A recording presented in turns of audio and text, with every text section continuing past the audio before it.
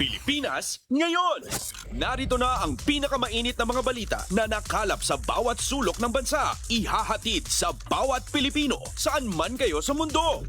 Ang Pilipinas ngayon. Pakinggan ang bawat kaganapan sa bawat lalawigan. Ito ang Pilipinas ngayon.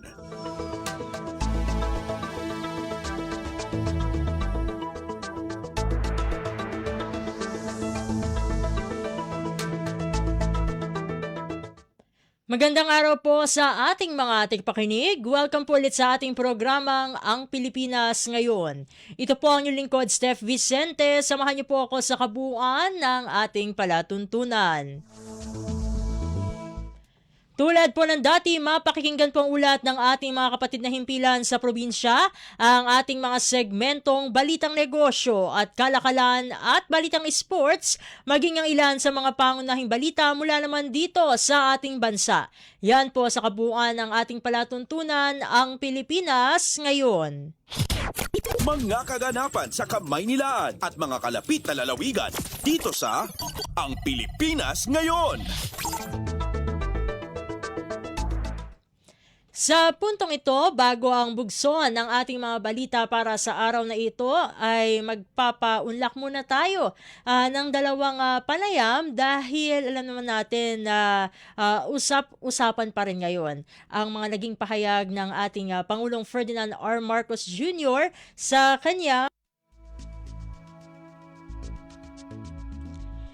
kanyang ikalimang State of the Nation Address o SONA. At isa nga sa mga itinampok sa SONA ng Pangulo ay ang pagpapalakas ng ugnayan ng edukasyon at trabaho lalo na sa larangan ng technical at vocational education. Ayon nga sa ating Pangulo, quote and unquote, ang ating mga TVET graduates ay maaari nang magamit ang kanilang national certificates upang makapagpatuloy sa kolehiyo at makakuha po ng kanilang degree. Dagdag pa ng punong ehekutibo ang mga kursong tulad ng electrical installation and maintenance at caregiving ay maaari nang magsilbing tulay patungo sa electrical engineering at nursing. Sa gitna ng mga pagbabagong ito, binigyang diin din ang kahalagahan ng digitalization sa pamagitan ng TESDA Skills Passport na aniyay magpapabilis ng learner registration, magpapatibay ng identity verification at magbubukas ng mas maraming oportunidad sa job matching at online learning. Kaya ngayong hapon, tatalakayin natin paano nga ba binabago ng TESDA ang landas ng edukasyon at hanap buhay ng mga Pilipino. Totoo nga bang papasok na tayo sa tinatawag na Golden Age of Education Reform at higit sa lahat, paano makikinabang ang bawat Pilipino sa mga reformang ito. Kasama na po natin sa ating linya ng komunikasyon ang Executive Director mula sa TESDA Public Information Office, walang iba kundi si Director Floramel Joy C. Songsong. Director Songsong, welcome po sa Ang Pilipinas Ngayon. Si Steph Vicente po ulit ito ng Radyo Pilipinas World Service. Magandang araw po sa inyo at maraming salamat sa pagkakataon para mabigyang daan po ang ilang mga pagpapaliwanag at ilang mga impormasyon patungkol sa ginagawa ng TESDA, ang inyong ahensya ng pamahalaan para patuloy na i-develop yung ating mga manggagawang Pilipino. Maraming salamat po for joining us dito sa ating munting programa. Director Songsong, una po sa lahat, sa ikalimang SONA nga po ni Pangulong Ferdinand R. Marcos Jr., binigyang diin ang mas malinaw po na landas mula TVET patungo po sa kolehiyo. Paano po ito isinasakatuparan ngayon ng TESDA sa aktual na sistema po ng edukasyon? Opo. Ang isa sa mga pangunahing inisyatibo po at landasin na tinutungo ng TESDA ngayon, kasama ng dalawa pang ahensya ng pamahalaan na nasa sektor ng edukasyon, ang Department of Education at ang Commission on Higher Education, ay yung pong pagbuo ng tinatawag na One Education System. Sa ilalim po ng ganitong sistema, ay nagkakaroon ng malinaw na ugnayan at malakas na ugnayan ang tatlong ahensyang ito para hindi nagkakaroon ng duplication at ganoon din yung mga programa na atin pong inilalatag ay nakakapag-contribute para dun sa mga kababayan natin na naglalayon na tumawid mula sa basic education patungo rather sa technical education or technical vocational education, o kaya naman gusto nila na magtrabaho na or pansamantala ay magtrabaho muna bago tumungo sa kolehiyo at pagkuha ng higher education sa mga universidad sa bansa. So, ito pong sistemang ito ay inilalatag natin sa pag-uugnayan ng tatlong ahensya para maihanda talaga yung ating mga kababayan at ma-provide yung pong iba't ibang mga landasin or pathways para sa kanilang pag-develop ng kanilang career o karera. Kaya nga, sa ilalim po ng sistemang ito ay yung mga nakukuha na certification, halimbawa, ng ating mga nasa senior high. Kasi po, kasama na rin sa bagong curriculum, yung Tech Pro Track na pinatutupad ng DepEd, yung pong pagtuturo sa kanila ng sa mga senior high schools natin ng mga qualifications or yung mga training na may kaugnayan sa TechVoc na pagka natapos nila, pwede naman silang magpa-assess din at eventually, kung maipasa yung assessment, ay mabigyan sila ng national certificate. Ngayon, itong national certificate pong ito, hindi siya nawawala ng saysay or value, halaga, kung halimbawa ay magbabala ka na tumungo sa kolehiyo kasi yung mga nakuha mo na skill or competency ay pwede pong i-credit sa higher education or sa university kung ikaw ay magpapatuloy ng iyong pag-aaral dahil sa ilalim po ng Philippine Credit System ng CHED, na pinamumunuan ng CHED, ay nabibigyan ng kredito. Hindi nasasayang yung mga nakuha mo na qualifications. Halimbawa, kung ikaw ay kumuha ng electrical installation maintenance at nagnanais ka na magkaroon ng kurso sa electrical engineering, yung mga subjects mo sa electrical engineering ay na merong content na may kinalaman do sa EIM na national certificate mo na, hindi mo na kailangang ulitin pa yon. So, in effect, napapaigsi yung duration ng iyong pag-aaral para makumpleto yung requirement sa iyong kurso na kukunin sa kolehiyo. At hindi nasasayang yung ginugol mo na panahon sa pag-aaral at sa ilalim sa assessment and eventually yung national certificate na nakuha mo sa mga qualifications na sa ilalim naman po ng mga technical vocational education and training. At dahil nabanggit niyo na nga po no yung electrical installation and maintenance at kanina nasabi na rin natin na yung caregiving na maaaring maging daan tungo sa engineering po at nursing, gaano po kalawak ang ganitong articulation programs at ano po ang timeline bago maging fully implemented ito nationwide? Opo, ito po ay yung sa ilan na na-develop na kasi dinedetermine po natin, of course, sa pagtutulungan nga at koordinasyon ng DepEd, CHED at saka ng TESDA, kung ano yung mga pathways, ano yung mga magkakaugnay na mga qualifications, tinutukoy natin yan at yun po ang ating nagiging offering o iniaalok natin sa mga senior high school students natin na pwede nilang i-consider or yung mga nasa ilalim ngayon ng mga qualifications or training na nasa TESDA rin naman po ay sila rin pwede silang mag-consider noong mga pwede pa nilang tunguhin na landasin sa pag-take up ng higher education degrees or yung mga rather ng higher degrees sa kolehiyo. At pwede rin po nilang magamit yung nakuha na nilang NC para doon sa pagpapatuloy ng pag-aaral. Kasi nga ang nais po natin, hindi nasasayang at nagkakaroon ng tamang gabay din sa ating mga nagiging TVET graduates o yung mga nagte-take ng Tech Pro sa DepEd, nagagabayan sila kung ano yung pwede pa nila i-consider. Kasi pwede rin po yan na upskilling ang inyong kukunin para kayo ay mas malawak ang maging opportunity para sa employment or for promotion para do sa mga nakapag tapos na halimbawa sa kolehiyo, may degree na sila, pero yung kasing nire-require ng mga prospective employers ay exposure din doon sa practical na skill na kakailanganin ng kanila pong ina-applyan na trabaho. Kaya marami din po yung mga nagtapos na ng degree at may mga diploma na sa kolehiyo. Pero nagpapasya na sumailalim sa mga training na ipinagkakaloob ng TESDA. Dahil nabanggit niyo na rin po itong mga NC po, no? At maaaring kumuha na po ng NC ang college graduates upang makapag-shift po ng career o makapagsimula ng negosyo. Ano po yung mga specific programs po ng TESDA para masuportahan po ang ganitong lifelong learning and entrepreneurship?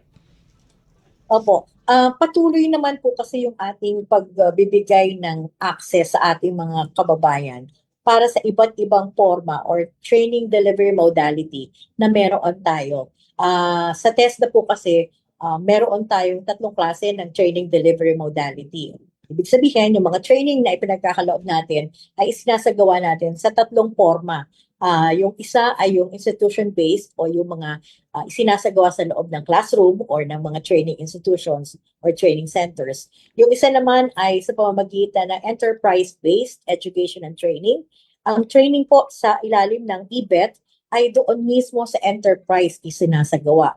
At ito ay pagkakaloob ng direktang access or experience do sa mga magiging trainees kung ano ba talaga yung operasyon sa loob ng kanyang papasukan na enterprise or operation ng isang negosyo. At yung isa naman po ay yung community-based training. Ito po ay yung pagdadala ng mga training na available sa TESDA doon mismo sa komunidad. So pumupunta po, of course, sa pakikipag-ugnayan yan sa ating mga local government units para hindi na kailangang bumiyahe pa yung ating mga constituents ng iba't ibang mga barangay para lang makapag-undergo ng training. So ang TESDA po ang naglalapit sa kanila noon. And bukod po doon, meron din tayong digital form ng pag-undergo ng training. Meron po tayong tinatawag na TESDA online programs. At sa ilalim naman po ng isang digital na platform ay maaaring mag-aral, matuto at eventually ay makapaghanda para sa assessment para magkaroon din ng national certification. So marami po yung forma na ino-offer natin sa ating mga kababayan para kung alin yung mas swak sa kanilang sitwasyon, sa kanilang kondisyon at sa kanilang pangangailangan ay siya nating maibigay sa pamamagitan po ng mga paraan na ito ng pag-upskill sa kanila, pagre-reskill kung kailangan, o kaya naman ay matulungan sila kung gusto nilang magkaroon ng career shift sa kanila pong mga career or karera. At Director Songsong, sinasabi po na ang kasalukuyang panahon ay maituturing na siguro no, na golden age of education reform. Ano po ang mga pangunahing reforma na maituturing po ng TESDA na game changers para po sa sektor ng skills development? Isa na po dyan yung nabanggit natin na pinalakas na ugnayan ng 3 sektor or rather 3 ahensya sa sektor ng edukasyon para po dalhin yung one education system. Isang malaking development po yan sa sektor ng edukasyon kasi in the past, sabi nga nila, hindi pa kayo nag-uusap, no? Yung bang DepEd at saka yung CHED at TESDA ay hindi ba nag-uusap para mas maging buo yung pagpaplano at coordinated. So yan po ay isa sa malaking reforma sa larangan ng paghahanda sa ating mga manggagawa.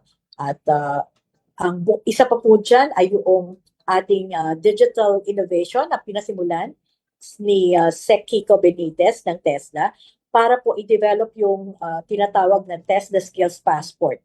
Nabanggit din po yan ng ating Pangulo sa kanya ika-5 SONA na ito yung plataforma na ginagamit at develop na application para po yung isang halimbawa ay nagtataglay na ng mga national certificate at meron na siyang iba't ibang mga credentials na kadalasan hinihingi kapag nag-a-apply ng trabaho.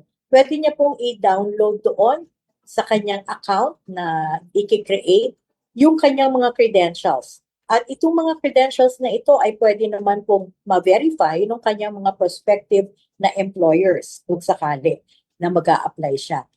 Bukod po dun sa pagkakaroon ng ganitong klase na passport, no? Digital resume na feature ng Test the Skills Passport.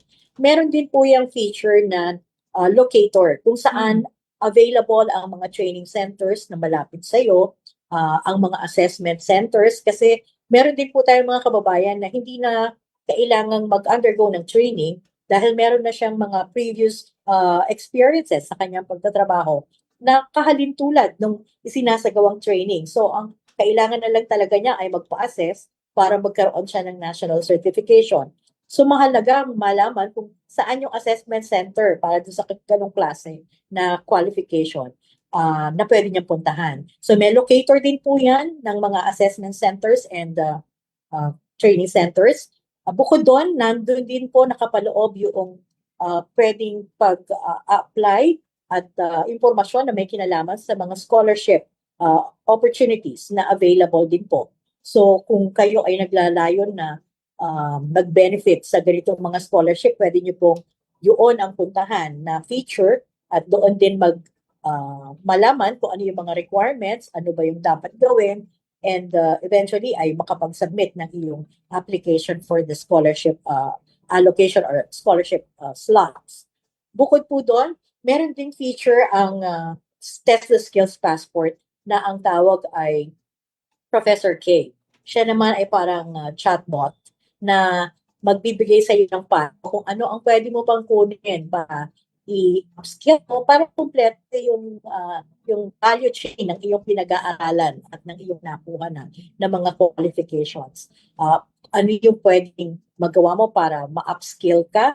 Ano yung next level para kung sakaling may promotion na available, ma-consider ka dahil mas malawak na yung iyong natutunan doon sa sector na yon na iyong pinasok.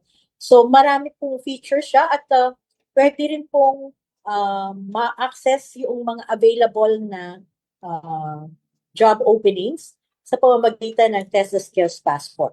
So maging yung pong mga prospective employers ay pwedeng bumisita doon sa Test the Skills Passport na platform para malaman kung nasan ba itong mga posibleng i-hire, halimbawa, na mga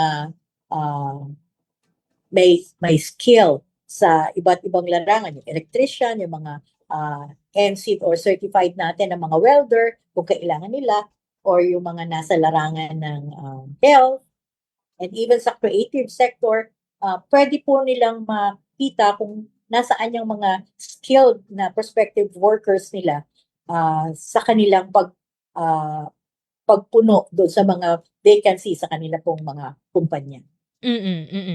Kanina nabanggit niyo po yung scholarships. So, just for the information ng ating mga tagapakinig at mga sumusubaybay dito sa programang Ang Pilipinas Ngayon. Sa ngayon, ano po bang mga klaseng scholarships po ang maaaring may avail sa TESDA?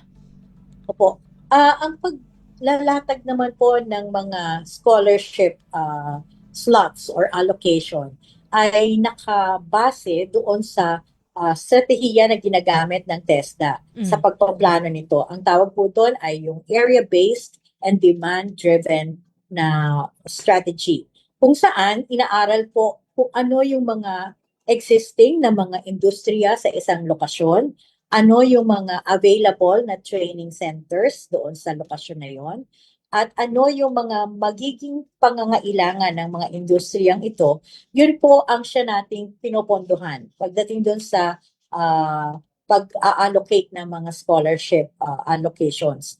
And syempre nakapaloob din po yan, nakaangkla din yan sa mga natukoy na mga priority sectors at sa TVET or sa Technical Vocational Education and Training na nakaangkla din siya doon sa Philippine Development Plan. So, tuhog-tuhog po yan, yung paghahanda para doon sa pangangailangan ng isang area ng isang industriya doon sa area na yon, yun ang pinupondohan natin para yung mga mag-training, mag-undergo ng training, hindi na kailangang bumiyahe pa at maging karagdagang gastos pa. And eventually, pag natapos nila yung kanilang training, meron na rin naghihintay sa kanila na mapapasukan, ma-applyan ng trabaho or pwede sila makapagsimula ng kanilang maliit na negosyo doon sa kanila mismong lugar. Bukod po dun sa tinatawag po na One Education System kung saan meron nga po kayong constant collaboration with DepEd and CHED, ano po yung mga iba pa na significant partnerships, I guess, na nabuo last year na lalo pa nga magpapalaka sa sektor po ng skills development?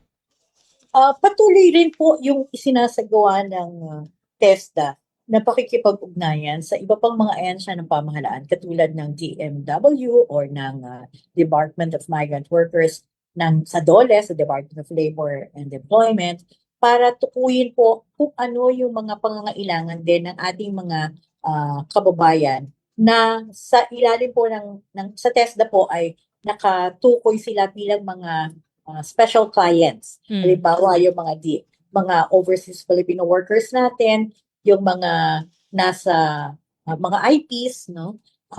Kasama din po dyan yung ating mga nasa iba't ibang sektor na itinuturing na marginalized, no? So, yung pong mga pakikipag-ugnayan natin sa mga ahensya ng pamahalaan na may direct na mandato para doon sa mga sektor na yon ay patuloy nating ipinapalakas at patuloy nating sinasagawa. Kaalinsabay din po ng pagpapatibay natin ng ugnayan sa mga industriya. Kasi eventually po ang ating mga natitrain at ang ating mga nagiging graduate sa TVET ay ang end user niyan, ang tawag natin, or magiging employers niyan, ay yung mga nasa industriya. So, para matiyak po na yung ating ginagamit na mga competency standards, yung mga training regulations na ginagamit natin sa pag-i-implement ng ating mga trainings, ay talagang nakatugon doon sa pangangailangan ng industriya.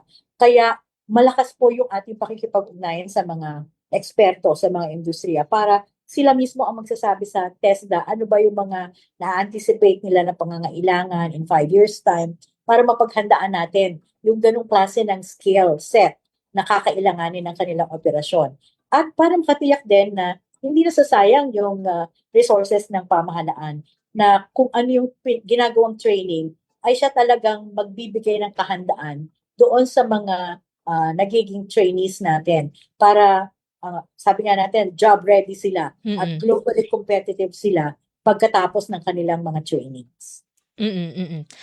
Director Songsong, dahil ang mandato ng Himpilang Radyo Pilipinas World Service ay i-cater yung interest po ng mga Pinoy abroad, no, kabilang na nga po ang mga overseas Filipino workers, ay maaari niyo po bang i-expound yung patungkol po sa partnership with the Department of Migrant Workers at ano pa ang maaaring abangan marahil sa mga susunod na buwan na magpapalawak pa po, no, dito sa pagtutulungang ito ng dalawang ahensya?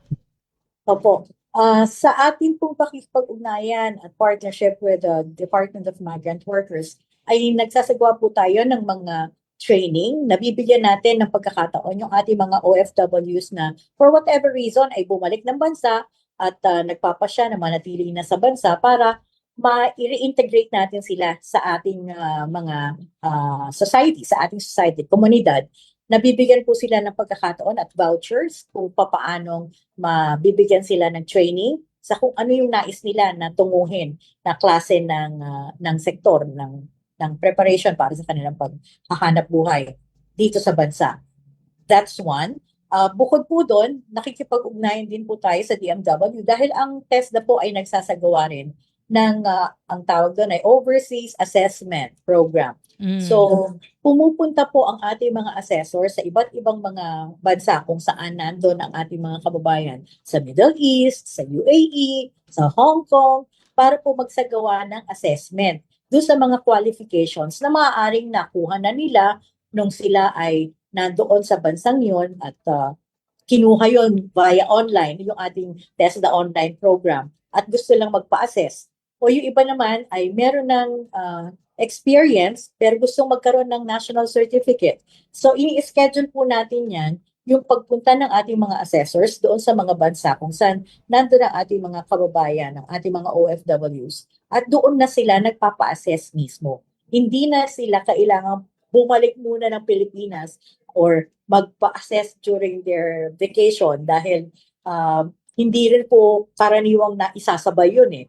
Dahil kailangan din syempre ng preparasyon para doon sa pagsasagawa ng assessment. So, pinadali po natin yung proseso ng pagpapa-assess ng ating mga OFW sa pamamagitan ng pagpunta mismo kung nasaan sila. And there and then, pagka naipasa po nila yung national, yung other, yung ating pong assessment na isasagawa, ay i-issue na kagad sila ng national certificate para doon sa kanilang kinuhang assessment. Ito na lamang po siguro, Director Songsong, bago ko po kayo pakawalan mula sa interview na ito, ano na lamang po ang inyong mapapayo sa mga kabataang Pilipino at maging sa mga manggagawa mismo na nagdadalawang isip o kino-consider po kung papasok sila sa TVET bilang landas tungo sa mas matatag po nilang kinabukasan. Go ahead po, Director. Opo. Palagi po natin na isa sa larawan ang TVET bilang pinakamaiksing runway. O siguro naman familiar ang ating mga OFWs dyan. Yung runway, yung dinadaanan ng mga eroplano kapag sila ay paalis na or pabalik na ng ating bansa. Ito ang pinakamaiksing daan para sa pagtatrabaho. Kasi po, maiksi lang yung mga duration ng ating mga trainings. At kapag natapos niyo yun at napa-assess kayo, sa ngayon po kasi kinikilala na ng mga employers, hindi lang sa Pilipinas, kundi maging sa ibang bansa. Yun pong ating national certificate ay kinikilala nila bilang matibay na patunay na talagang kayang i-perform ang isang trabaho ng nagtataglay nito. Kasi yun po ang nakalagay doon sa national certificate. Ano yung mga trabaho or tasks na kaya mong i-perform at naipasa mo ang iyong assessment, kaya meron kang NC. So, wag po nating baliwalain. Sana nga mabago na yung kaisipan na ang TVET or ang TechVoc ay parang second option lang. Sa marami po na patunayan na ang TVET ay pinakamaiksing pagkakataon o paraan para makapagtrabaho at para mas magkaroon ng malawak na oportunidad sa papataas ng antas ng ating kabuhayan. At ang TESDA naman po ay patuloy na narito. Ang ating pamahalaan sa pangunguna ng ating Pangulong Ferdinand Marcos Jr. ay patuloy po na nagbibigay ng suporta sa TVET at sa TESDA. Kaya naman kami sa TESDA ay natutuwa dahil na kinikilala ng ating Pangulo yung nagiging kontribusyon. Kasi nga, ang pinakahuli po ay 81% ang employment rate ng mga nagkuha or nag-undergo ng training sa TESDA. At salamat din po sa ganitong pagkilala sa kahalagahan ng TVET na patuloy naman pong sinusuportahan ng TESDA at ng mga programa na pinamumunahan ni Sec. Kiko Benitez para po mas malawak ang ating maabot at mas malawak din, mas marami ang mabigyan ng patas na pagkakataon para sa mas magandang kinabukasan. With that po, maraming salamat po, Director Songsong, for joining us dito sa programang Ang Pilipinas Ngayon. Sa ulitin po, God bless po at mabuhay po kayo. Maraming salamat po. Magandang araw. Maraming salamat pong muli at ating nakasama sa programang Ang Pilipinas Ngayon, ang Executive Director mula sa TESDA Public Information Office, walang iba kundi si Director Floramel Joy C. Songsong. Magbabalik po ang programang Ang Pilipinas Ngayon, makalipas lamang po ang ilang mga paalala. Paano nga ba mag-register para magkaroon ng schedule sa Bagong Pilipinas Presidential Action Center? Narito ang mga dapat gawin. Gamit ang iyong mobile device, pumunta sa eGovPH app. Pwede itong i-download mula sa Apple App Store o sa Google Play Store. Gumawa ng account. Ilagay ang email address, valid mobile number, pagkatapos ay makakatanggap ka ng one-time code sa iyong email. Gamitin ang code sa eGov app para sa verification ng iyong account at ng mga impormasyong ibinigay. Congratulations! Meron ka ng eGov PH app account. Pwede mo na ma-access ang iba't ibang serbisyo ng gobyerno kabilang ang mga serbisyo sa Bagong Pilipinas Presidential Action Center. Kumpleto, detalyadong balitaan, di papahuli sa mahahalagang kaganapan. Kamustahin ang inang bayan, ang Pilipinas ngayon. At nagbabalik na po ang ating programang Ang Pilipinas Ngayon. Ito pa rin po ang inyong lingkod, Steph Vicente. Sa puntong ito ay magkakaroon naman tayo ng talakayan pa rin patungkol sa mga naging pahayag ng ating Pangulong Ferdinand R. Marcos Jr. sa kanyang ikalimang State of the Nation Address o SONA. Dahil sa gitna po ng tumitinding tensyon sa West Philippine Sea, muling iginiit ng ating Pangulo ang matibay na paninindigan ng Pilipinas, hindi tatalikuran ang 2016 Arbitral Award. Ayon sa Pangulo, quote and unquote, your government will do all that is necessary to continue upholding this award, utilizing every peaceful and legal means available to the Republic. Isang malinaw po yan na mensahe na patuloy na ipaglalaban ng bansa ang karapatan nito sa ilalim ng international law. Tinawag din niya ang naturang desisyon bilang definitive benchmark for the interpretation and application of the UNCLOS na lalo pang nagpapatibay sa legal na posisyon ng Pilipinas sa usaping pandagat. Kasabay nito kinilala rin ng Pangulo ang sakripisyo ng ating sandatahang lakas, Coast Guard at mga mangis ng Pilipino na patuloy na nagbabantay at naglalayag sa kabila ng mga panganib na kanila po ang kinakaharap. Sa harap naman ng mga paninira at mapanlait na pahayag mula sa labas ng ating bansa, mariing sinabi naman ng Pangulo, and I quote, "We are Filipinos and we do not yield." At ang kanyang panawagan ng pagkakaisa, iginiit niya na iisa lang ang ating lahi, Pilipino sa diwa, Pilipino sa dugo. Kaugnay ng mga naging pahayag na ito ng Pangulo ay makakasama natin muli dito sa Ang Pilipinas Ngayon ang founding president ng International Development and Security Cooperation, walang iba kundi si Dr. Chester B. Cabalza. Dr. Cabalza, welcome po muli sa Ang Pilipinas Ngayon. Si Steph Vicente po ito ng Radyo Pilipinas World Service. Thank you, Ma'am Ses. Maraming salamat sa pag-imbita muli sa akin at magandang hapon. At po ngayon, magandang hapon po sa lahat. Ingat po tayo sa ulan.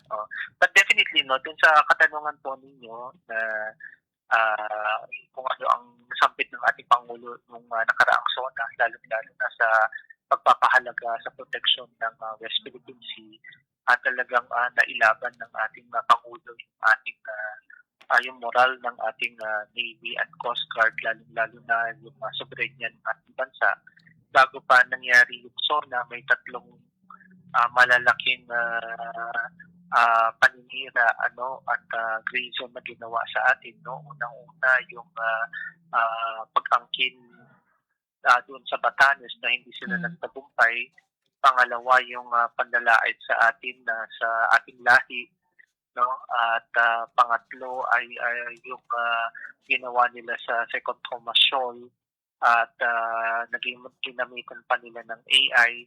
So talagang nagbago yung labanan ngayon. Nasa AI warfare na tayo, at nakita natin na napaka lakas nung sinabi ng ating Pangulo na hindi tayo ganit at hindi tayo racist. So napaka-importante yun para sa ating mga Pilipino at pinapakita na may class tayo mga Pilipino. Hindi tayo bumababa sa level nila para ipakita na mas matalino at mas may class tayo.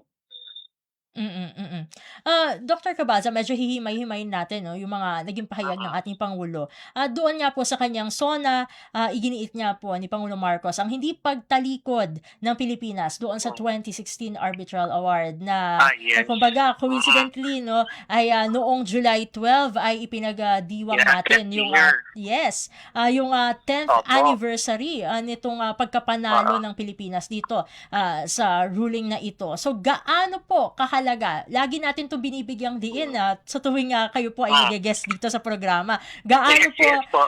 kahalaga yung paninindigang ito sa kasalukuyang dynamics po ngayon sa West Philippine Sea? Right.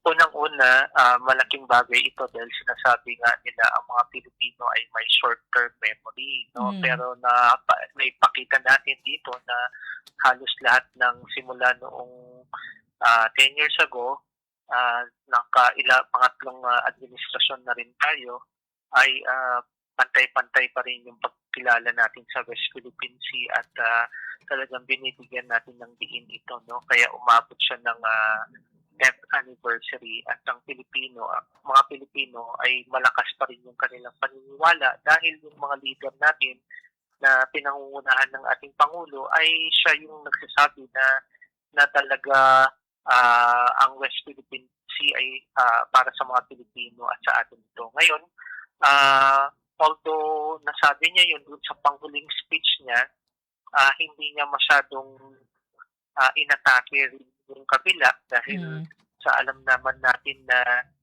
may ongoing na code of conduct na negotiation na yun naman yung gusto rin natin mangyari ay malaking bagay ito, no? Pero kahit na merong code of conduct na negotiation ay talagang naipakita ng Pangulo yung kanyang pagmamahal sa ating mga teritoryo, lalo na sa ating mga Pilipino. Kaya nakita rin ninyo na halos nung binabanggit mo yung mga salita na yun ay taimtim, no? At parang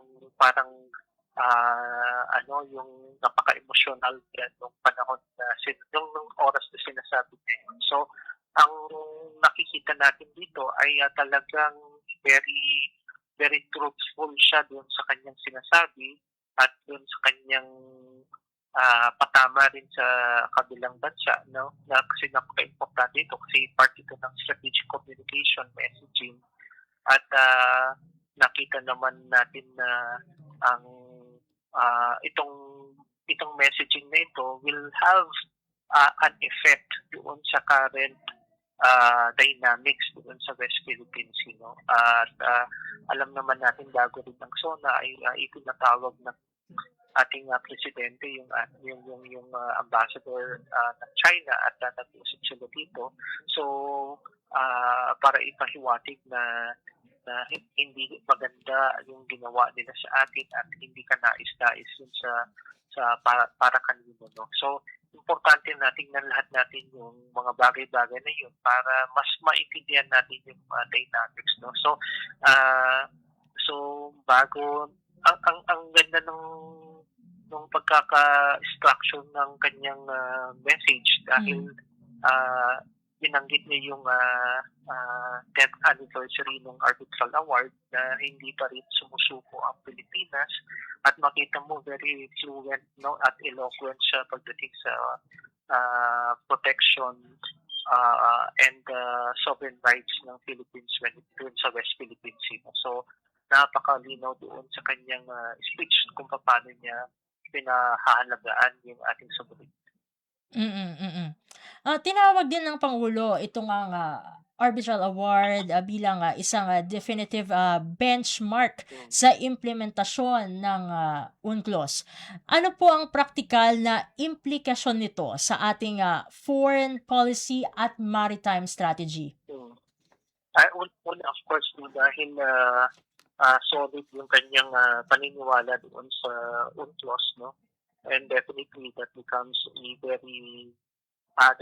a strong part of our foreign policy. No? Dahil unang-una, yung maritime rule space, no? Na kung saan ang Pilipinas ay nangunguna sa ganyan at may naipanalo nga tayong arbitral award to protecting the maritime security, no? Naging benchmark kasi yan ng halos lahat ng bansa sa buong mundo, no? Tinitingnan nila yan kung paano natin sinatrato at paano siya ini-implement, no? Lalong-lalo na nahaluan na ng gray zone strategy, no? So while we are still preserving yung mandato ng legal rights natin pagdating sa sovereignty of the Philippines, no, makita natin na unang-una, hindi nagbabago yung pronouncement ng ating Pangulo.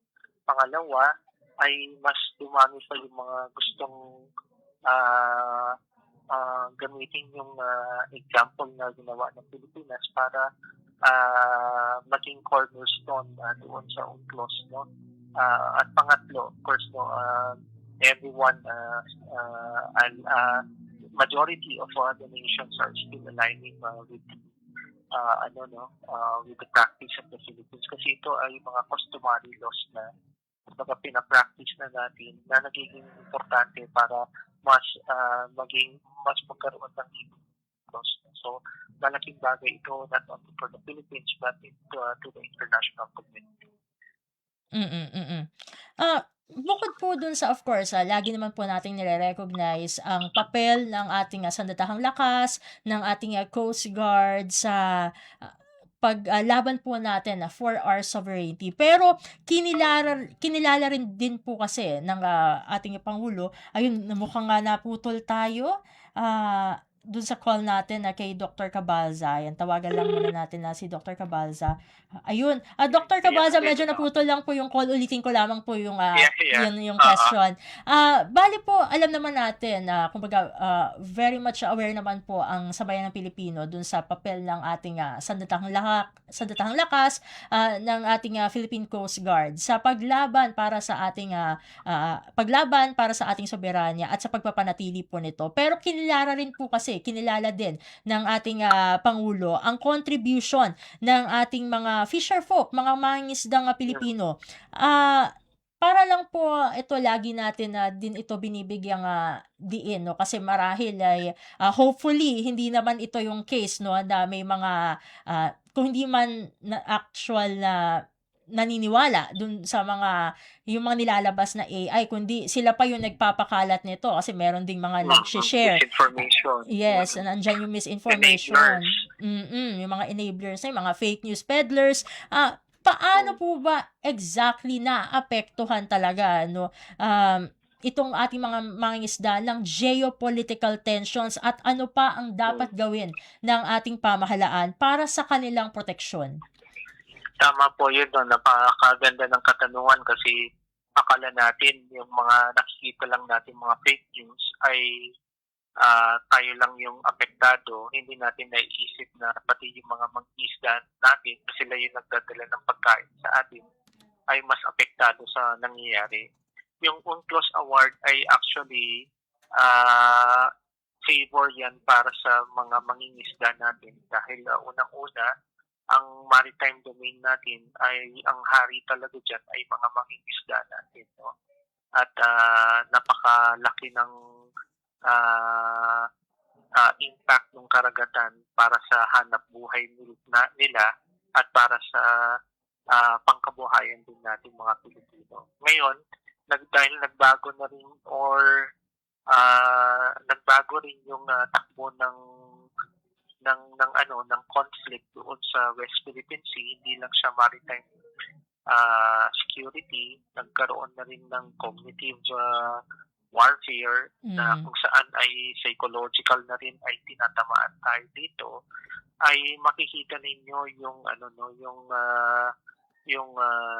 twinning effect o kung sakali tinatawag natin yung natural combination ng body and mind, no? Dahil syempre pag nangingisda ka, binubusog mo yung iyong katawan, no? At of course naapektuhan din yung pag-iisip mo. Ngayon dahil may fake news, disinformation, cognitive warfare, psychological warfare na tinatawag nila, ay pati na rin yung utak natin ay ay nadadamay. At dito sa bagong concept na nakikita natin, no, ay kung patuloy pa yung yung pagpapalaganap ng mga disinformation, ng fake news, ganyan, mas lalong pinapalakas na yung takot, yung fear, no, ng bawat isa. At dahil dito, ay nawawalan ka na ng gana tuloy sa ano. Yun yung purpose niya, yung mawalan ka ng gana sa pakikipaglaban dahil natakot ka. Pero ang Pilipino, matatalino ang mga Pilipino naman at kaya nilang labanan itong takot na ito dahil ilang revolusyon naman sa ating kasaysayan ay halos ipinakita at pinamalas ng mga ninuno natin hanggang sa ngayon. Matatapang ang mga Pilipino na alam nila kapag mali yun, tinatama nila, no? Kaya ang epekto nito sa mga mangingisda natin na kapag binigyan natin sila ng sandata ng tamang dunong, ng tamang kaalaman, ng tamang impormasyon, mas nagiging matapang sila para harapin yung mga nagbibigay ng maling impormasyon sa kanila dahil sila mismo yung nakaka-experience doon sa karagatan, doon sa West Philippine Sea natin, no? Dahil sila yung mas dapat bigyan natin ng pansin dahil sila yung mas kumbaga may first hand information kung Mm-mm. ano yung talagang nangyayari doon sa West Philippine Sea dahil doon yung traditional fishing ground nila, doon sila nangingisda. So dapat bigyan natin sila ng boses para sila yung magkwento sa atin kung ano yung nararamdaman nila, kung ano yung na-experience nila, kung ano yung kaalaman nila sa mga pinagagawa sa kanila doon. At doon, dapat manggaling din yung mga ibang pulisiya natin, no? Mula doon sa tinatawag natin bottom-up. No? Kasi minsan, ang nangyayari, yung mga iba ring pulisiya natin ay top-down kasi hindi natin nakikita kung ano yung nangyayari sa on the ground. Dahil ang mga mangingisda natin ay sila ay mga frontliner, sila yung mga sundalo at mga diplomats natin sa karagatan, sila yung mas nakakaalam kung anong totoong nangyayari doon. So, ang pwedeng gawin ng gobyerno natin ay bigyan pa sila ng mas malakas na boses. Dapat merong mga forum na sila yung nagkukwento ng kanilang mga experiences, meron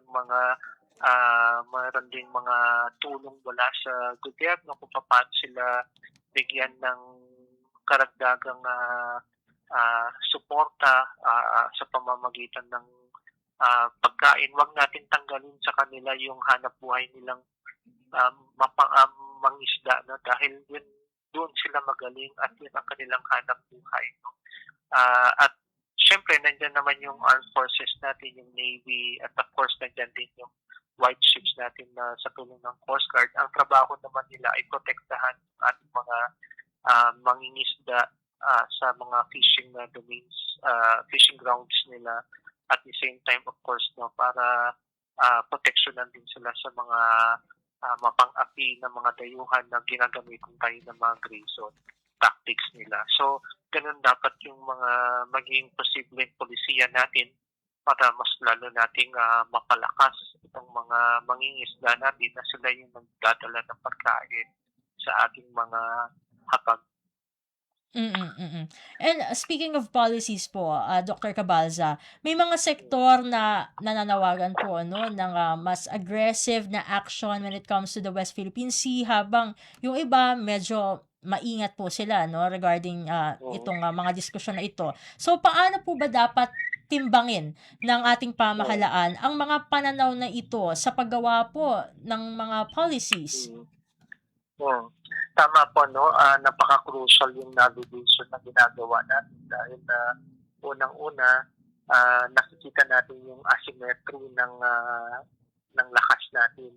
Siyempre, yung malaking kapitbahay natin nag-invest ng mas malakas doon sa kanilang armed forces. Naturally, mas malalaki yung kanilang mga armada, no? Tayo naman, dahil middle power tayo, hindi kasing laki nila, ang ginamit natin yung legal at saka kaya mayroon tayong arbitral award at saka yung ating pakikipagkaibigan sa mga iba pang malalakas na bansa. At naipakita naman nila ito, no? Sa pagdalaw nila sa atin para itaguyod yung freedom of navigation and offer flight.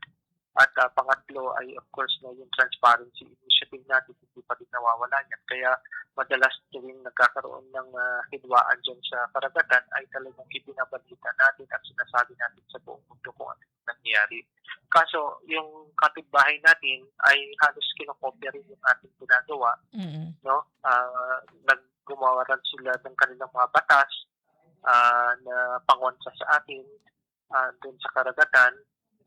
Nakipagkaibigan din sila sa mga malalakas na bansa na mga dahil nga malakas din silang bansa, no?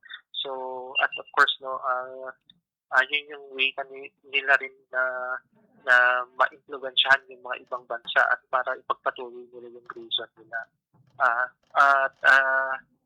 Sa nakikita natin, no, habang nangyayari ito, ang pagbalanse natin dito ay yung negosasyon pa rin. Patuloy pa rin tayong makipag-usap sa kanila kahit na kasi ganun din yung mga nakita rin natin mga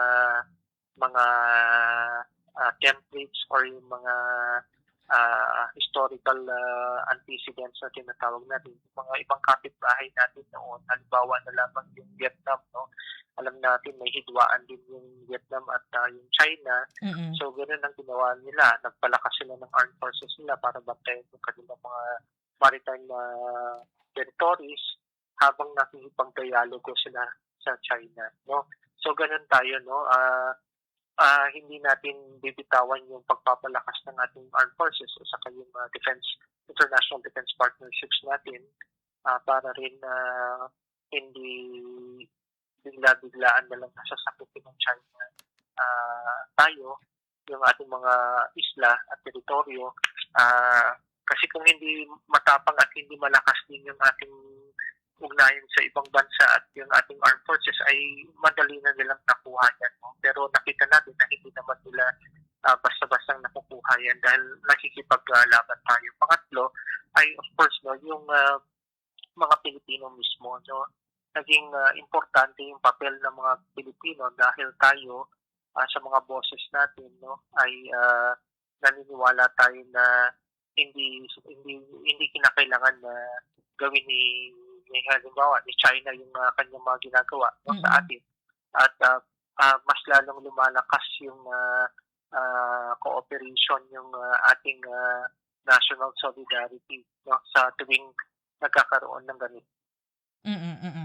Siguro ito na lamang po, no, bago ko po kayo pakawalan dito sa interview na ito, Dr. Cabalza. Ayun, mukhang nag-end ulit ang ating call, pero mahalaga kasi itong ating kahuhuling katanungan. Ayun, Dr. Cabalza, naputol tayo ulit. Pero ito na lang siguro po, last question na lang po para sa inyo. Kasi ito, mahalagang mensahe para sa ating mga kababayan. Sa panawagan po ng Pangulo para sa pambansang pagkakaisa, gaano po kahalaga ang domestic unity sa pagpapatibay ng ating posisyon sa international disputes? Go ahead po, Dr. Cabalza. Malaking bagay po yung national unity natin at naipakita natin ito sa buong mundo. 10 years na tayong nakikibaka para sa West Philippine Sea at nakita ng buong mundo kung paano mag-unite ang mga Pilipino. No? Hindi basta-basta nakukuha yung ating mga teritoryo dahil alam nila ang Pilipino ay lumalaban, mga matatalino at ginagamitan nila ng tamang informasyon. No? Halimbawa na lamang yung Batanes na gusto nilang angkinin dahil sa katalinuhan ng Pilipino na alam naman natin ang kasaysayan natin at ang geografiya natin na ipaliwanag natin ng mabuti sa international community at nahiya sila, no, na gawin yun sa atin. No? Ganon din yung West Philippine Sea.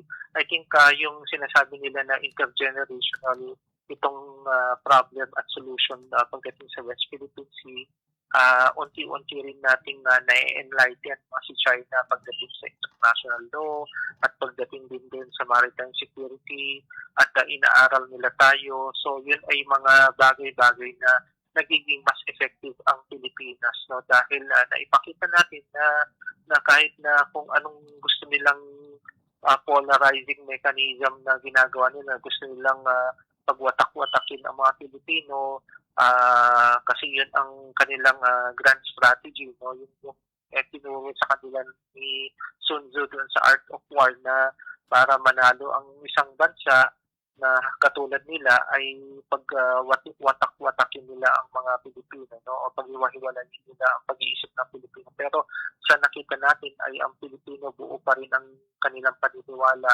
sa ating bansa na hindi natin basta-basta pwedeng i-give up yung mga teritoryo natin sa West Philippine Sea. At ang napaka-importante yung national unity kahit na nasa democratic country tayo kung saan meron tayong freedom of speech at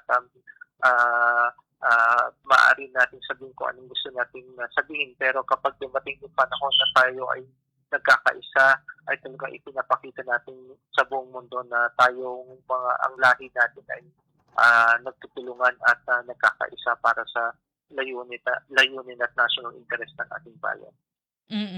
And with that po, maraming salamat pong muli, Dr. Cabalza, for joining us dito sa programang Ang Pilipinas Ngayon. Sa ulitin po, God bless po at mabuhay po kayo. Thank you very much. Maraming salamat pong muli. At ating nakasama sa programang Ang Pilipinas Ngayon, ang founding president ng International Development and Security Cooperation, walang iba kundi si Dr. Chester Cabalza. Magpaparaan muna tayo ng ilang mga balita mula dito sa ating bansa. Sa mahalagang balita, Pangulong Ferdinand R. Marcos Jr. tiniyak na may sapat na supply ng langis ang bansa sa gitna ng nagpapatuloy pa ding conflict sa Middle East. Ang detalye ng balita ihahatid sa atin ni Alvin Baltazar. Ginaransya ni Pangulong Ferdinand R. Marcos Jr. na sapat ang oil supply ng Pilipinas na una na aniyang nasigurong tatagal ang halos 2 buwan. Ang pagtiyak ay ginawa ng punong ekutibo sa harap ng hindi pa rin natatapos na krisis sa Middle East dahil na din sa hindi pa nare-resolbang mga isyu sa rehiyon. Ayon sa Pangulo, malaking bagay ang magandang ugnayan ng Pilipinas sa iba't ibang mga bansa sa sapat na supply ng langis. Sa kabilaan niya ng pagsara ng Strait of Hormuz ay nakabili at nakapag-import ang Pilipinas mula sa ibang pinagkukunang bansa gaya ng Japan, South Korea, Oman, India, maging sa Russia, ganun din sa China. Nakakahuligin ito na sa loob ng humigit kumulang 6 na araw ay may reserbang supply ang mga oil companies sapat para matugunan ang pangangailangan ng bansa. Pakinggan natin si Pangulong Ferdinand R. Marcos Jr. Nagawa natin makabili at makapag-angkat mula sa ibang pagkukunang bansa tulad ng Japan, South Korea, Oman, India, maging sa Russia, pati na sa China. Dahil sa mga ito, natiyak natin na sapat ang supply ng bansa na tatagal hanggang halos 2 buwan. Mula sa Palasyo ng Malacanang para sa Bagong Pilipinas, Alvin Baltasar, Radyo Pilipinas, Radyo Publiko. Pasada ng mga balita mula sa Pilipinas para sa mga Pilipino saan man sa mundo. Ang Pilipinas Ngayon. Usapang enerhiya pa rin, binigyang diin ni Philippine Energy Research and Policy Institute Executive Board Member Attorney Jay Layug na ang labis na pagkaasa ng Pilipinas sa imported fuel ang pangunahing dahilan kung bakit madaling maapektuhan ng bansa ng mataas na presyo at kakulangan sa supply ng kuryente. Sa panayam ng Radyo Pilipinas World Service, nagpahayag ng suporta si Attorney Layug sa naging pahayag ni Pangulong Ferdinand R. Marcos Jr. sa kanyang ikalimang State of the Nation Address o SONA patungkol sa paghahanap ng alternative and sustainable energy tulad ng hydrogen at nuclear power production. Na po namin ay ang focus po ng Pangulo ay maghanap ng alternative sources of energy, no? Yung kanyang paghahanap ay importante dahil alam naman po natin tayo nag-aangkat ng coal at natural gas ngayon, no? So maganda ko, although yung kanyang pagpupush for nuclear and hydrogen, medyo matagal-tagal pa ho yan, no? But for the last 4 years, ang kanyang sinulong naman ay yung paggamit ng mas madaming renewable energy resources. So in-expect ko namin yan, no, na patuloy ho ang ating pamahalaan na maghanap ho, no, at gamitin natin yung sariling atin, no, lalo na ho itong ating mga renewable energy. Ang solusyon na naman ng krisis sa kuryente, ibinahagi ni Attorney Layug ang iba't ibang uri ng renewable energy na maaaring gamitin dito sa Pilipinas. Kabilang ang tinatawag na Big Show Biomass na tumutukoy sa mga municipal and agricultural waste na maaaring i-convert gamit ang makabagong teknolohiya. Kasama na rito ang geothermal o enerhiyang nagmumula sa likas na init sa ilalim ng lupa at iba pang likas na yaman tulad ng solar, hydro, ocean, at wind. Sa kasalukuyan, mayroong humigit kumulang 200 energy projects na ikinakasa sa buong bansa upang mapalakas ang lokal na supply ng kuryente. Nang tanungin kung sustainable o pangmatagalan ang mga kasalukuyang hakbang ng Department of Energy o DOE, positibo naman ang naging tugon dito ni Attorney Layug. Sumasang-ayon si Attorney Layug sa direksyong tinatahak ng ahensya dahil na rin sa malinaw na pagpapasigla ni Pangulong Marcos Jr. sa sektor ng malinis na enerhiya. Ginawa ho ng Department of Energy ay lahat ho nakaangkla sa paggamit ng renewable energy sources. No? Ang pinaka maganda hong polisiya na meron tayo ngayon, ito ho yung ating auction, no? Yung Green Energy Auction Program.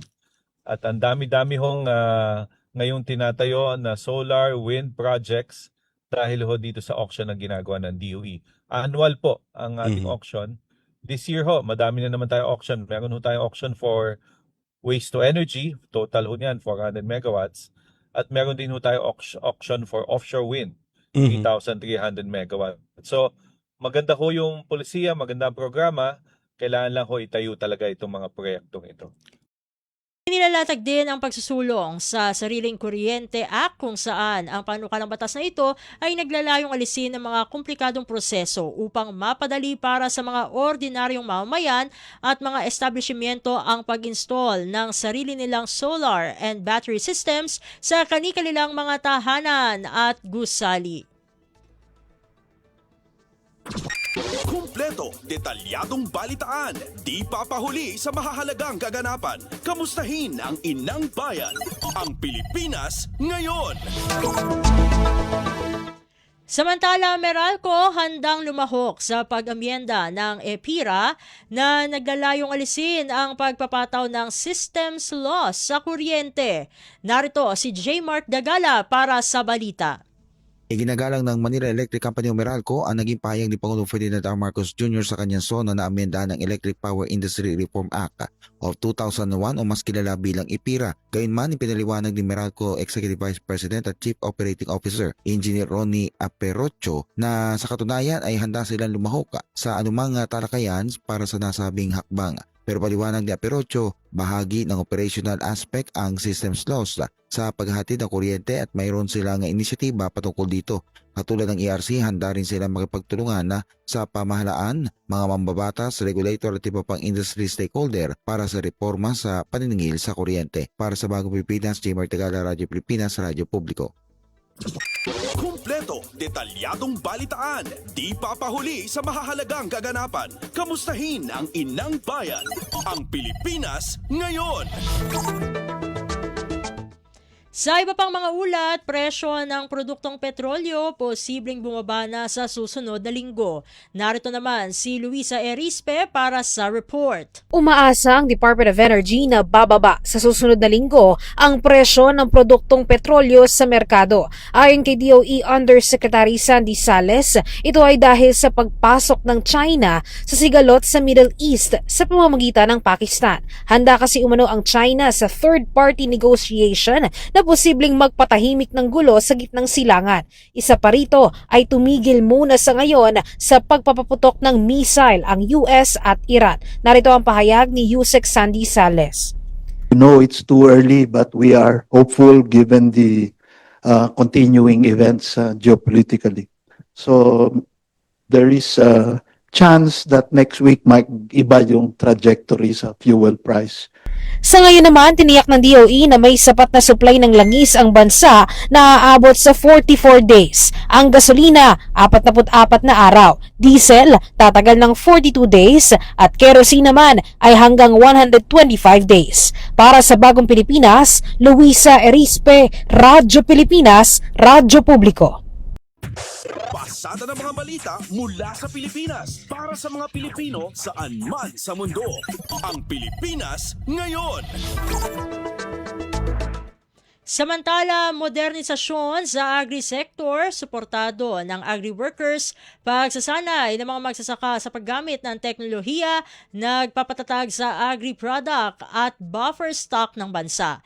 Ang kawangulat ihahatid naman sa atin ni Raquel Bayan. Maganda ang pagtanggap ng mga magsasaka sa isinusulong ng Marcos administration na modern farming o yung paggamit ng makabagong teknolohiya sa pagsasaka bilang bagong paraan ng pagpapataas ng produksyon at kita ng mga ito. Kung matatandaan sa ikalimang sona ni Pangulong Ferdinand Marcos Jr., binanggit nito na patuloy na sinasanay ang mga magsasaka at mangingisda sa modern farming upang makatugon ang mga ito sa hamon sa kanilang sektor tulad ng ASF at avian flu. Sa Bagong Pilipinas ngayon, sinabi ni National Food Authority Administrator Larry Lacson na marami ang tumatanggap at tumatangkili sa mga bagong makinarya para sa agrikultura. Madami din anya ang nag-a-adapt ng drone technology. Ang Department of Agriculture anya, mayroong command center kung saan nababantayan ang mga area na pagtataniman ng maraming palay. Sa ganitong paraan din anya, nagiging mabilis ang pagkilos at pagtugon ng pamahalaan na malaki anya ang naitutulong sa pagpapatatag ng buffer stock ng bansa sa bigas. Ganda ang ating buffer stock, ibig sabihin marami ang ating buffer stocks. Mas secured yung ating mga supply during calamities and emergencies. At the same time, nasusupplyan natin yung ating bentin bigas meron na. Sa ngayon, dahil sa tayo ay nakapagdagdag ng mga bagong facilities, mas marami tayong nai-imbak ngayon sa ating mga warehouses. Meaning mas matatag ang ating buffer stock dahil mas lumaki ang volume. Mula sa Malacanang para sa Bagong Pilipinas, Raquel Bayan ng Radyo Pilipinas, Radyo Publiko. Kumpleto, detalyadong balitaan, di papahuli sa mahahalagang kaganapan. Kamustahin ang inang bayan, ang Pilipinas ngayon.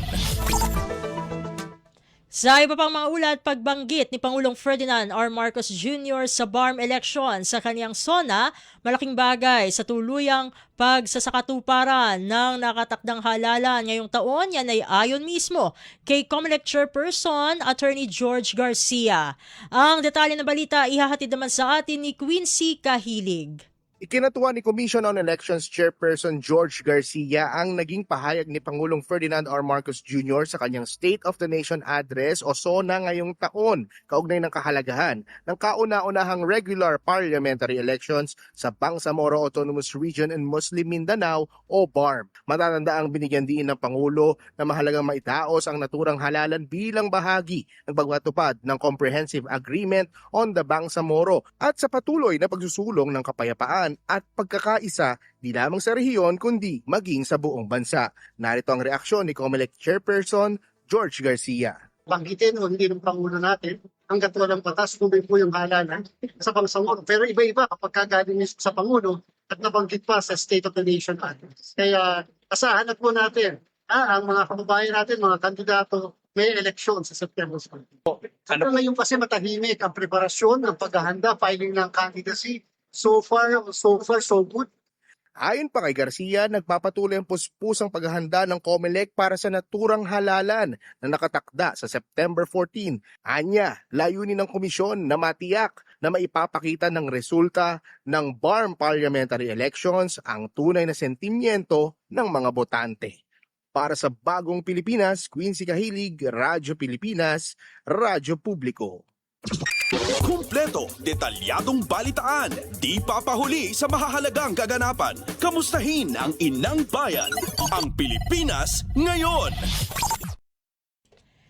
Sa iba pa namang mga ulat, walang naitalang nasawi o nasugatan na mga overseas Filipino workers o OFWs maging sa mga Pilipino na nanirahan sa Kyushu region ng bansang Japan matapos tumama ang isang magnitude 7.1 na lindol nitong Martes ng hapon ayon sa Konsulado General ng Pilipinas sa Osaka. Sa panayam ng Radyo Pilipinas World Service kay Philippine Consulate General in Osaka, Consul General Donna M. Rodriguez, inihayag nito na kaagad silang nakipag-ugnayan sa mga Filipino community sa rehiyon ng Kyushu partikular sa Kumamoto Prefecture kung saan naitala ang sentro ng lindol upang alamin ang kalagayan ng ating mga kababayan na naninirahan sa naturang lugar. Ayon kay Consul General Rodriguez, bagamat walang naitalang nasawi o nasugatan sa ating mga kababayan, nagpalabas na rin ang konsulado ng mga paalala o advisories na kailangan nilang gawin at sundin upang o kung mayroong evacuation at iba pang emergency responses para sa kanilang kaligtasan. Aniya, hinihikayat din ng konsulado ang ating mga kababayan na kung sakaling mayroong napag-alaman na insidente ng pagkasawi o mga nasugatan, kaagad na ipagbigay alam ito sa kanilang tanggapan. Ibinahagi rin ng opisyal na tinatayang halos 4,500 na mga Pilipino ang naninirahan sa Kumamoto Prefecture at patuloy nilang minomonitor ang kalagayan ng mga ito sa rehiyon. Nakipag-ugnayan na po kami sa ating mga Filipino community members and leaders sa area para usisain nga po kung meron pong insidente involving our nationals, no, yung mga kababayan po natin, kung meron pong nasugatan or nasawi. Since last night po, simula kagabi, wala pa naman po kaming natatanggap na report na meron pong nasugatan or nasawi sa ating mga kababayan sa Kumamoto Prefecture. Kagabi rin po, dahil nga po in response to the earthquake, nagpalabas na po ang ating Konsulada General dito sa Osaka ng isang advisory sa ating mga kababayan, at ito po ay shinare na natin sa ating mga social media accounts at sineshare na rin po ng ating Filipino communities sa Kumamoto at sa ibang areas po na karatig na prefecture sa Kyushu region po. Consul General Donna Rodriguez ng Philippine Consulate General in Osaka. Pasada ng mga balita mula sa Pilipinas para sa mga Pilipino saan man sa mundo. Ang Pilipinas Ngayon. At iyan ang mga mainit na kaganapan para sa araw na ito. Samantala, didiretso na tayo sa ulat mula sa ating mga kapatid na himpilan sa probinsya para sa bugso ng ating mga regional news. Balita mula sa lalawigan sa bawat rehiyon ng ating bayan. Dito sa Ang Pilipinas Ngayon. Narito na po ang bugso ng ating mga regional news. Dumako muna tayo sa rehiyon ng Luzon. Mga paaralang nagpapakita ng mahusay na pagpapatupad ng programang pangnutrisyon sa bayan ng Bayambang, Pangasinan, bibigyang pagkilala ng lokal na pamahalaan. Narito ang ulat ni Sara Kayabyab mula sa Dagupan. Ginapuanla ng lokalang gobyerno ay Balay Bayambang, Diadluyag, Pangasinan, supan-anap na sa Kuya Eskwilaan, yan na birbir bilang Outstanding School in Nutrition Management Program bilang kabyangan na selebrasyon ng National Nutrition Month 2026 sa Municipal Nutrition Action Office. So ang idaulo o evaluation niya ginawa dyan pagkakasakoy na sari representante na Rural Health Units 1, 2 tan 3, Municipal Agriculture's Office tan sa Mayor's Action Center. Sa gatmanasayan aktibidad at sa pangiberbir at sari eskwilaan, ya mangipanengneng na maong ya pangipaakseb na sari programa tan inisyatiba ni Paakarab Nutrisyon, ya mangipapasusag na bunigas tan susto nutrisyon na sari estudyante. Kaiba at sari eskwilaan ya ineksamen at sa elementary school na Barangay Amancusiling, Pangdel, Hermosa, San Vicente, Tukok East West sa Inirangan, Kaibalay Catalino, Castañeda Elementary School. Sa gobyerno na balay at mantutultuloy, ya mangipapasusag at sari eskwilaan, ya paulitan dari programa ra at nutrisyon tan magmaliw iran kasosyo at pamayubo na mas mabunigas tan mas mabiskag iran kalangwaran. Manlalapod Dagupan City, Sara Kayabyab para Radyo Pilipinas World Service. Balita mula sa lalawigan sa bawat rehiyon ng ating bayan. Dito sa Ang Pilipinas Ngayon. Inyong napakinggan ang ulat ni Sara Kayabyab mula sa Dagupan. Puntahan naman natin ang Bontoc, 117 sa 144 na barangay sa Mountain Province may libreng Wi-Fi na. Mahigit 7,100 SIM cards na ipamahagi sa ilalim ng Bayanihan SIM Program, yan ay ayon sa DICT. Ang kabuang ulat ihahatid naman sa atin ni Donna Kawis Balyo. Adaanan iti libre a Wi-Fi iti 117 iti 144 a barangay ti Mountain Province. Sigon kani DICT Mountain Province Project Development Officer Aldrin Dumasig, agtultuloy ti panakaipatungpal ti free Wi-Fi for all program tapno maikonekta iti internet ti aming a barangay nang runa dagiti adda iti adayo a komunidad. Kinunanapay nga adda metten libre a Wi-Fi iti sumagmamano a pag-adalan iti probinsya ken manamnama nga manayunan dagitoy iti sumarsaruno a bulan.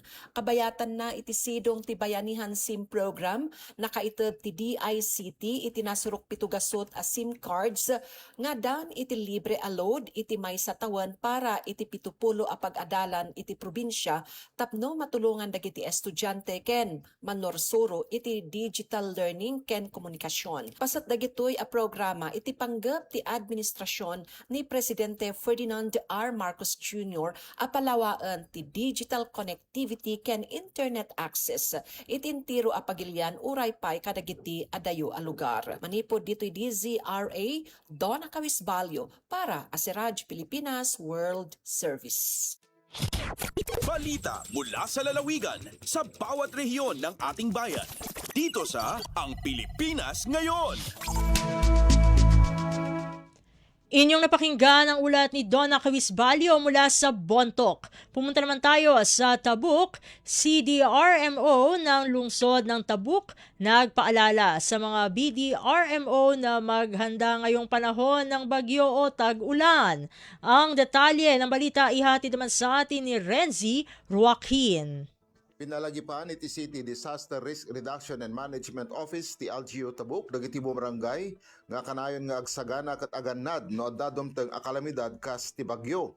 Daytoy tinamuan kina Abel Harvey Bartolome ti nasawang opisina gapo iti idadateng iti bagyo wenno monsoon rains. Kunanang automatic kuma kadagiti BDRRMO nga mangipatungpal na iti taripnong ken pakaammo kadagiti sakop da a lugar tapno mangted ti pakdaar sakbay pay laang nga umay iti didigra. Kunapay ni Bartolome nga iti biyang ti City LGU dagos dang ipatungpal iti PIDRA wenno Pre-Disaster Risk Assessment tapno agsagana ken mangted ti memorandum kadagiti barangay. Kasayatan sigon pay ken kuana iti kanayon nga panang papigsa iti barangay response team tapno maliklikan dagiti casualties ken pannakaperdi ti sanikwa ken aglawlaw. Manipod DCRK Tabuk City. Renzi Joaquin nagipadpadamag para iti Radyo Pilipinas World Service. Balita mula sa lalawigan sa bawat rehiyon ng ating bayan. Dito sa Ang Pilipinas Ngayon. Inyong napakinggan ang ulat ni Renzi Joaquin mula sa Tabuk. Dakoy naman natin ang Lucena, lalawigan ng Mindoro kasama sa plano ng Department of Energy para palakasin ang supply ng kuryente. Ang kabang ulat ihatid naman sa atin ni May Formaran. Palalakasin na ang supply ng kuryente sa lalawigan ng Oriental Mindoro kasama ang Palawan ayon sa plano ng Department of Energy at mga pangunahing ahensya ng sektor ng enerhiya sa bansa. Ayon sa nakalap na impormasyon ng PIO Oriental Mindoro, layunin ng inisyatiba na mapabuti ang power grid, mapataas ang kapasidad ng supply ng kuryente at matsak ang mas maaasahan at matatag na serbisyo ng elektrisidad para sa mga komunidad sa dalawang isla. Ayon naman sa pahayag ng DOE, bahagi ito ng patuloy na pagsisikap ng pamahalaan para palakasin pa ang energy infrastructure at matugunan ang lumalaking pangangailangan sa kuryente. Pinangunahan ni DOE Secretary Sharon Green ang pagpupulong kasama ang mga opisyal ng National Power Corporation, National Transmission Corporation o Transco, National Electrification Administration at Maharlika Investment Corporation para sa naturang plano. Mula sa lungsod ng Lucena, ito si May Formaran para sa Radyo Pilipinas World Service. Balita mula sa lalawigan sa bawat rehiyon ng ating bayan. Dito sa Ang Pilipinas Ngayon. Inyong napakinggan ang ulat ni May Formaran mula sa Lucena. Dadako naman tayo sa Palawan. Lokal na pamahalaan ng El Nido nagsagawa ng monitoring at evaluation para sa mga SK Council na nabanggit na munisipalidad. Ang detalye ihahatid naman sa atin ni Lizelle Pilapil. Agbuwat, monitoring and evaluation sa mga sangguniang kabataan o SK Council sa intirong munisipyo iang El Nido, Palawan, ang lokal nga gobyerno paagi sa Municipal Youth Development Office o MYDO, igang Youth Welfare Program iang Municipal Social Welfare and Development Office. Natabod dya para masigurong adedason dya sa Sangguniang Kabataan Reform Act of 2025 ang pagpaimplementar iang mga programa, proyekto ig aktibidad iang kada sangguniang kabataan sa nasambit nga banwa. Sa igbuwat nga ebalwasyon agkatinir ipagtatasa o asester sa kahalagahan pagiging epektibo ig impact iang mga programa ig inisyatiba iang kasa SK. Paagi digi ay agpaabot da ang LGU technical nga pagkabay ig rekomendasyon para mas lalo pang mapapakayad ang implementasyon iandang mga programa ig mapabaskeg ang local governance sa antas sang barangay. Alin digi sa Radyo Pilipinas Palawan, si Lizelle Pilapil para sa Radyo Pilipinas World Service. Balita mula sa lalawigan sa bawat rehiyon ng ating bayan. Dito sa Ang Pilipinas Ngayon. Inyong napakinggan ang ulat ni Lizelle Pilapil mula sa Palawan. Puntahan naman natin ang rehiyon ng Kabisayaan. Mahigit 1,200 households sa bayan ng Santa Margarita, Samar, nabigyan ng tig 10 kilo ng bigas. Narito si Suzette Pretensio para sa balita mula sa Calbayog. Umabot sa 1,227 nga bablay sa Santa Margarita ang nakakarawat sa tag na 10 ka kilo nga bugas durante san padayon nga rice distribution sa gobyerno lokal.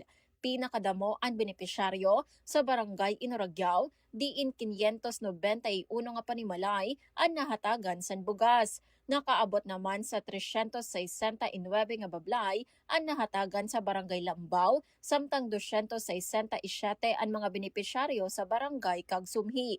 Sa kabugusan, katugbang inisan 12,270 kilos o 12.27 metric tons nga bugas nga naipanhatag sa tulo nga barangay.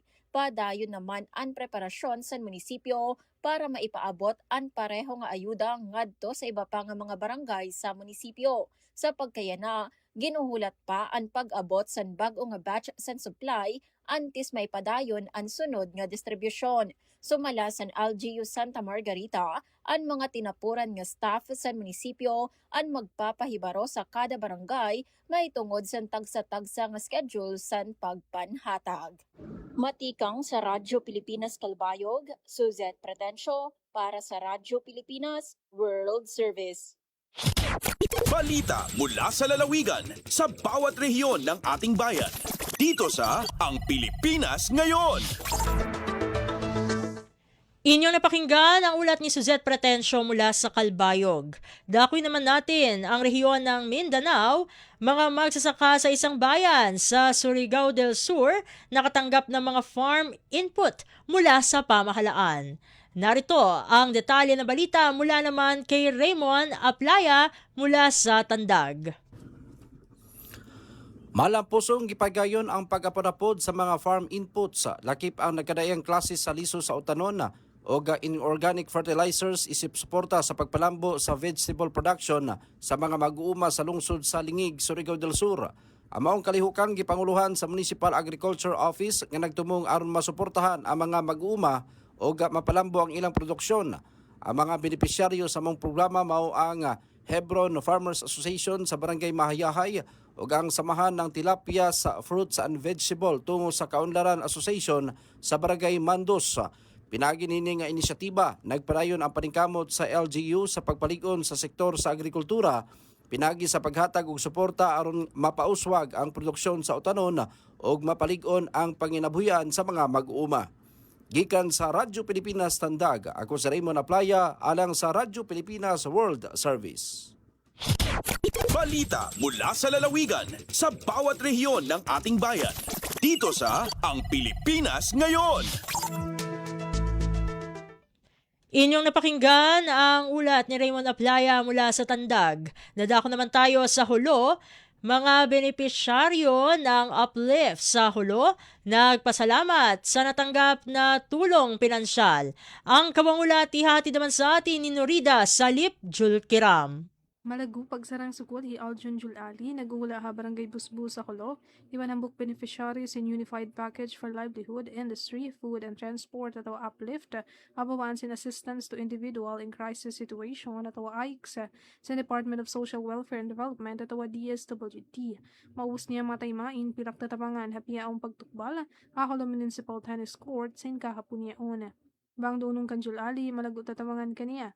Induang ipupilak natay ma, usalun hipanabu, iwan hipamihang kakarut. Bukas, ang mo kay mantagduang, buksiya mag-ista, aminaw ng putag 5 anak, haharap sin mahunit kabuyanan, tuy-tuy siya magatuyo, asupaya makalawag hipaggastuha at dawadlaw kalalagihan sin family niya. Himuhuat-huat hijul ali sin tuy-tuy, ina program hapat mataod biya kanila in katamangan, piya ngayon niya rin bin mura-murahan di na mapugtol in tatamangan sin parinta hasaktor nila. Piya unin Uplift program mababaan sin pamarintahi President Ferdinand R. Marcos Jr. bilang ang buo ka mga karihon sin namarinta dumihil tatamangan, amin lando na affect sin pagtaas sin mga muna-muna bibihon iwan sin kewanan pa kasto. Bring ha RP Holon, Norida Salip Julkiram para ha Radyo Pilipinas World Service. Balita mula sa lalawigan sa bawat rehiyon ng ating bayan. Dito sa Ang Pilipinas Ngayon. Inyong napakinggan ang ulat ni Norida Salip Julkiram mula sa Hulo. Dadakoy naman natin ang Iligan. DNR Region 10 inilunsad ang mobile frontline services sa Iligan City para sa mas mabilis na permitting. Ang detalye ng balita ay hati naman sa atin ni Alwidad Bashir. Gisugdan sa Department of Environment and Natural Resources o DNR, Region 10 ng programang DNR Express Permitting on Wheels o PAW diha sa Robinson's Place, Iligan aron mas mapaduol ug mapadali ang mga frontline environmental permitting services ngadto sa publiko. Tuyo niini nga inisyatibo nga nahiuon sa advokasiyang tayo ang kalikasan nga nahatagan ang mga residente ug lokal nga negosyo sa Lanao del Norte og mas sayon og komportable nga pamaagi sa pagproseso sa mga dokumento aron dili na kinahanglang pang mobiyahe ngadto sa mga layong buhatan. Piniagi niini nga mobile setup diha sa Macapagal Avenue, direkta nga maatiman sa mga opisyal sa DNR ang mga aplikasyon ug mga pangutana para sa usa ka mas transparent ug epesyente nga serbisyo. Kini nga kaliukan nagtumungusab sa pagdasig sa mas daghang katawhan nga mamahimong kabahin sa husto ug legal nga paatiman sa atong kalikupan. Mula sa Iligan City, Alwidad Bashir para sa Radyo Pilipinas World Service. Balita mula sa lalawigan sa bawat rehiyon ng ating bayan. Dito sa Ang Pilipinas Ngayon. At inyo napakinggan ang ulat ni Alwidad Bashir mula sa Iligan. Magpapasalamat na tayo sa ating mga nakasama sa studio na sina Milo Jonella, Susan Aison, Hiro Lucero, John Paul Montad at Anthony Pimentel. Salamat din sa ating executive producer para sa araw na ito na si Drizzle Nanyong. Maraming salamat po hanggang sa susunod na edisyon ng ating palatuntunang Ang Pilipinas Ngayon. Ito po ang inyong lingkod, Steph Vicente. Mabuhay po tayong mga Pilipino. At yan ang Pilipinas Ngayon. Muling samahan sa parehong oras at alamin ang pinakahuling mga kaganapan at balita saan man kayo naroon. Ang Pilipinas Ngayon.